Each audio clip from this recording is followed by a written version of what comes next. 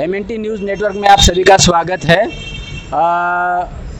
देश भर में कई समस्याएं हमारे सामने लगातार आ रही है और पूरे देश में ब्राह्मणी व्यवस्था को लेकर के लोग इतने त्रस्त है कि देश भर में आंदोलन लगातार चल रहे हैं।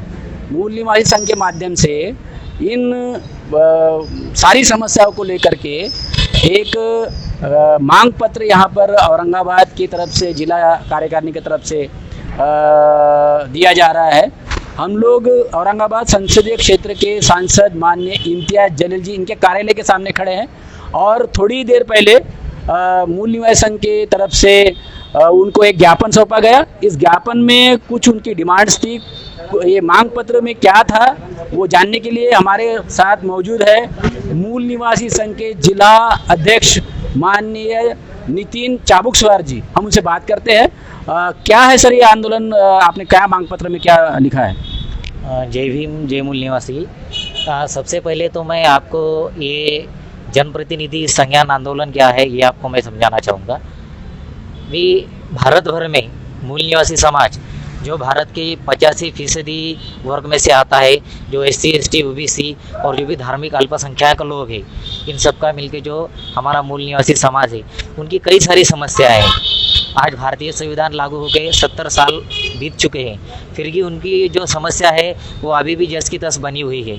इसीलिए मूल निवासी संगठन ये भारत का एकमात्र ऐसा संगठन है कि जो यहाँ के जनप्रतिनिधियों को दबाव में लाकर या फिर उनसे ये अपील कर ये जो लोगों की जो मांगे हैं या फिर जो मूल निवासी समाज है उनका जो हक और जो अधिकार है उनके, ये उन तक पहुँचाने के लिए हमारे जनप्रतिनिधियों को ये रिक्वेस्ट कर सकता है। इसीलिए मूल निवासी संगठन की तरफ से ये मूल निवासी जनप्रतिनिधि संज्ञान उद्घोष आंदोलन इसकी शुरुआत हुई है और उसी की तहत आज हम यहाँ औरंगाबाद संसदीय क्षेत्र के सांसद माननीय खासदार इम्तियाज जलील जी इनके पास आए थे और अभी कुछ मिनट पहले ही हमने उन्हें एक मांग पत्र दिया है जिनमें कई सारी मांगों का हमने इंक्लूड किया है। उसके अंदर मैं वो आपको बताना चाहूँगा।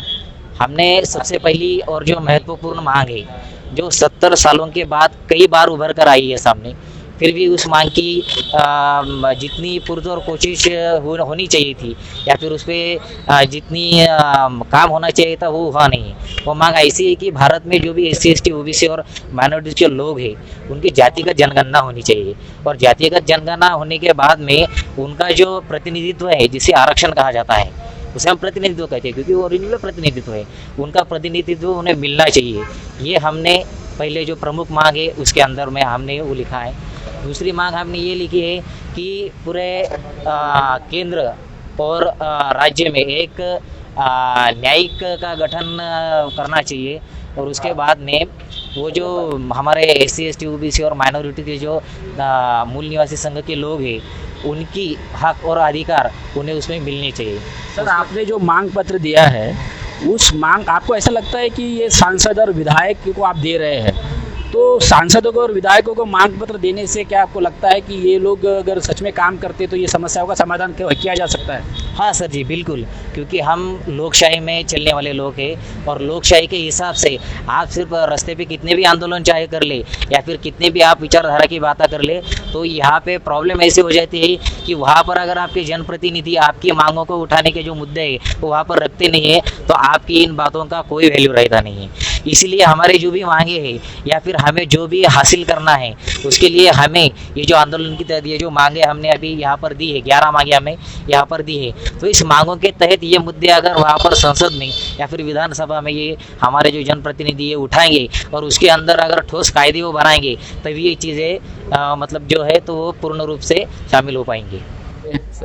खासदार माननीय इम्तियाज जलील जी है। सर ये महाराष्ट्र की विधानसभा की तरफ से जनगणना के लिए प्रस्ताव भेजा गया था केंद्र को, तो आप केंद्र में है, संसद में बैठते हैं, क्या उस पर संसद में कार्यवाही हुई, केंद्र ने क्या कार्यवाही की? बिल्कुल उठाएंगे। अभी मुझे जाने का मौका मिला है, आप लोगों का प्रतिनिधित्व करने का मौका मिला है, वहाँ पर आप लोगों ने अपना निवेदन दिया है। आप लोगों की जो भी मांगे हैं वो केंद्र सरकार की तरफ किस तरह से उठानी चाहिए, किस तरह से इसको फॉलो करना चाहिए। कार्रवाई नहीं हुई क्या? मतलब उस पे भेजकर भी अभी 6 महीने हो गए। आपने भेजने में मुझे देरी कर दी। ये नहीं मैं कह रहा, महाराष्ट्र की विधानसभा ने जातिगत जनगणना को लेकर के तो जो लोकसभा में प्रतिनिधित्व करते थे उनका काम होता है। महाराष्ट्र सरकार ऐसे बहुत सारे प्रस्ताव भेजती है, लेकिन वहां पर जाकर उसका प्रतिनिधित्व करना, उसको फॉलो करना, ये है। अब आपने मेरे सामने लेकर आया है तो मैं उसको फॉलो करूंगा।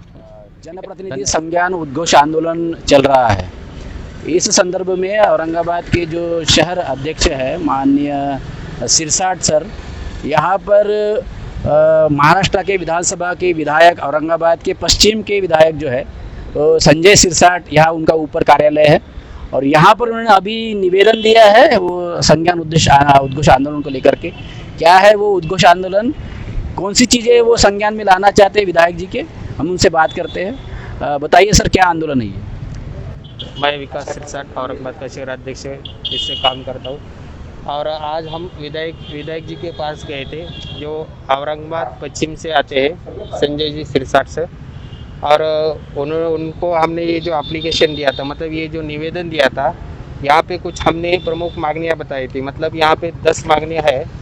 10 यहाँ पे हमने उनको बताया था कि जो भी मूल निवासी समाज है, मूल निवासी समाज यानी कि जो SC, ST, OBC और माइनॉरिटीज़ है, तो ये जो 85% है उनको उनके जनप्रतिनिधि या उनको प्रतिनिधित्व उनके जातिगण के अनुसार या उनके जाति के हिसाब से उनका प्रतिनिधित्व नहीं मिलता है, वो मिलना चाहिए। वही हमने उनके पास ये मांग रखी और वो उन्हें आगे जाके जो कायदे मंडल में है वो कायदे मंडल में उनका प्रस्ताव रखे, यही अपील उनसे की। न्याय जनगणना झालेली नाही। काही वर्ग असतील ते वर्ग आपल्याला अंदाजपंचे आपण ट्रेस करत असतो की हा इतका टक्के, हा तो तितका टक्के आहे आणि त्यानुसार त्यांनी आरक्षण हे ठेवलेलं आहे।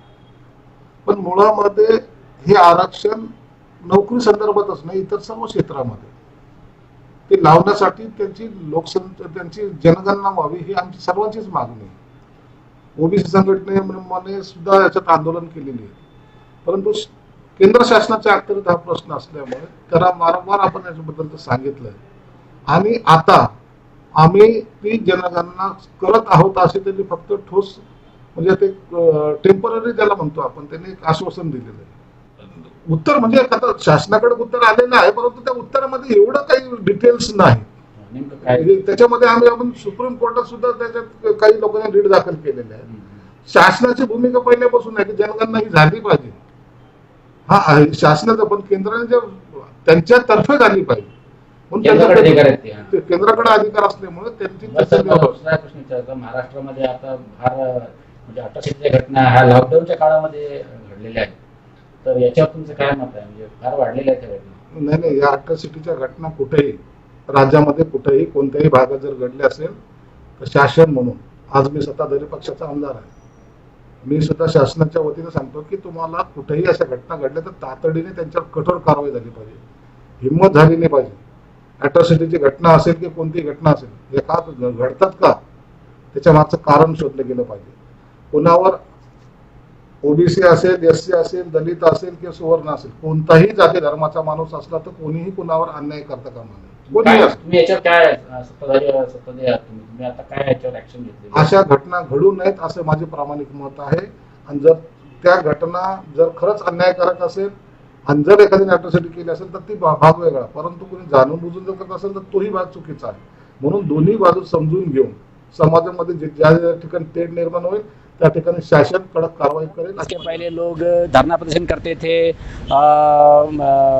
मतलब अनेक प्रकार के कलेक्टर को जाकर के, जिलाधिकारी को जाकर के अपने निवेदन देते थे, मांग पत्र देते थे। लेकिन जहाँ पर कानून बनते हैं, जो लोग इन कानूनों को इम्प्लीमेंट करते हैं, सीधा उनके साथ जा कर के बातचीत करना और उनको अपनी समस्याएं समझाना और उनके द्वारा समाज की सभी समस्याओं को निपटाने के लिए एक जो पहल मूल निवासी संघ के माध्यम से देश भर में चल रही है, एक बढ़िया, एक सकारात्मक कदम है, एक स्वागत आर्य चीज़ है। आशा करते हैं कि आने वाले समय में ये आंदोलन जो है, ये मांग पत्र देने वाला या फिर समस्याओं को विधायक और सांसदों की संज्ञान में लाने का जो आंदोलन है, एक सकारात्मक आंदोलन के रूप में सामने आएगा और जनता इसको लेकर के एक अपना सपोर्ट खड़ा करेगी और आने वाले समय में अपनी समस्याओं का समाधान इसमें ढूंढेगी। धन्यवाद। देखते रहिए MNT न्यूज़ नेटवर्क।